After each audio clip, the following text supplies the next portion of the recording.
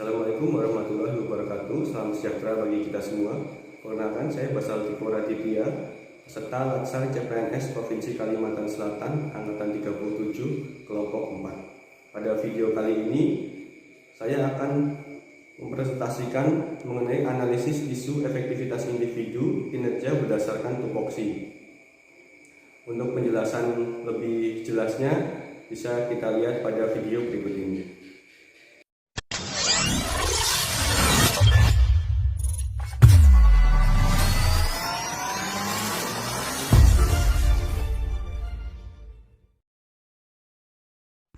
Pada tugas kali ini, saya akan mempresentasikan mengenai analisis isu efektivitas individu kinerja berdasarkan tupoksi.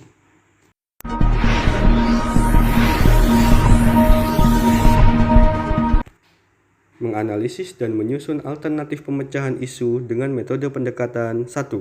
APKL, 2. USG, 3. Fishbone, dan yang keempat, analisa SWOT.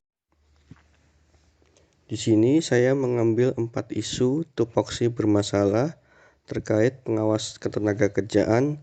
Berikut identifikasi masalahnya. Tupoksi bermasalah yang pertama adalah melakukan pengawasan K3 di perusahaan. Identifikasi masalahnya, banyaknya perusahaan yang belum menerapkan SMK 3 dan tidak pernah melapor jika terjadi kecelakaan kerja di tempat kerjanya. Tupoksi bermasalah yang kedua, melakukan pengawasan norma kerja di perusahaan. Identifikasi masalahnya, terdapat selisih pada data wajib lapor ketenagakerjaan antara OSS dengan data pengawas ketenagakerjaan. Tupoksi bermasalah yang ketiga adalah melakukan penyelesaian masalah pengaduan dan kasus terkait ketenagakerjaan. Identifikasi masalahnya ada pada pengaduan dari serikat pekerja atau pekerja dan beberapa kasus terkait perusahaan tidak menaati peraturan ketenagakerjaan. Tupoksi bermasalah yang keempat, penyusunan laporan ketenagakerjaan bulanan dan tahunan. Identifikasi masalahnya, data yang digunakan tidak up to date akibat kurangnya koordinasi dengan pihak terkait. Berikut adalah metrik penilaian isu dengan analisis APKL. Isu yang pertama bisa kita lihat di sini jumlahnya ada 15.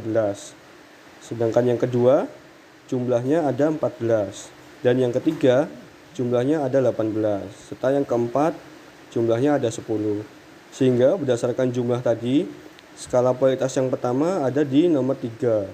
Adanya pengaduan dari serikat pekerja atau pekerja dan beberapa kasus terkait perusahaan tidak menaati peraturan ketenagakerjaan. Itu yang menjadi prioritas pertama kami. Berikutnya ada metrik penilaian isu dengan analisis USG. Di sini kita dapat menentukan skala prioritasnya dengan melihat jumlah nilai pada kolom terakhir.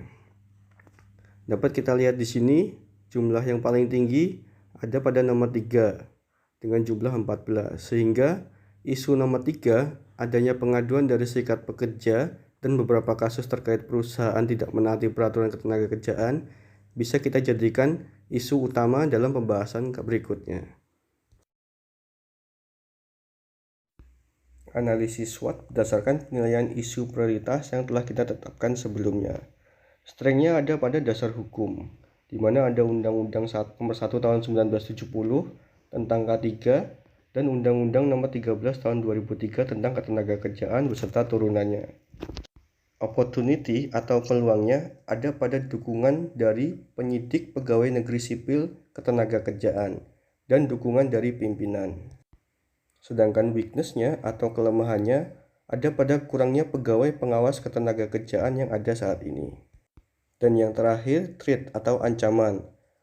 Adanya intervensi pihak luar dalam penyelesaian pengaduan atau kasus ketenagakerjaan. Berikutnya ada alat bantu penilaian isu dengan analisis fishbone diagram. Penyebab adanya pengaduan dan beberapa kasus terkait perusahaan tidak menaati aturan kerja, yang pertama adalah lingkungan terkait persaingan usaha. Kemudian ada manusia atau SDM terkait kurangnya pemahaman tentang aturan ketenagakerjaan. Kemudian ada metode terkait kurangnya sosialisasi kepada perusahaan atau pekerja, serta material terkait sarana dan prasarana yang kurang.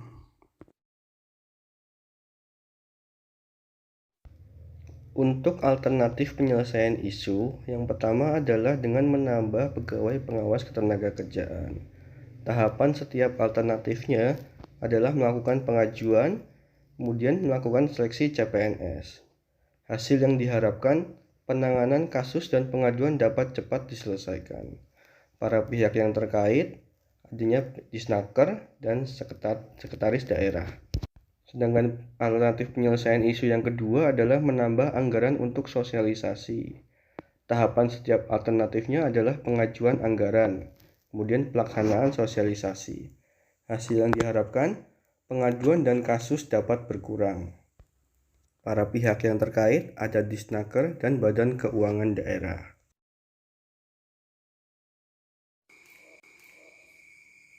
Demikian presentasi analisis isu efektivitas individu kinerja berdasarkan tupoksi. Jika ada salah-salah kata, saya mohon maaf.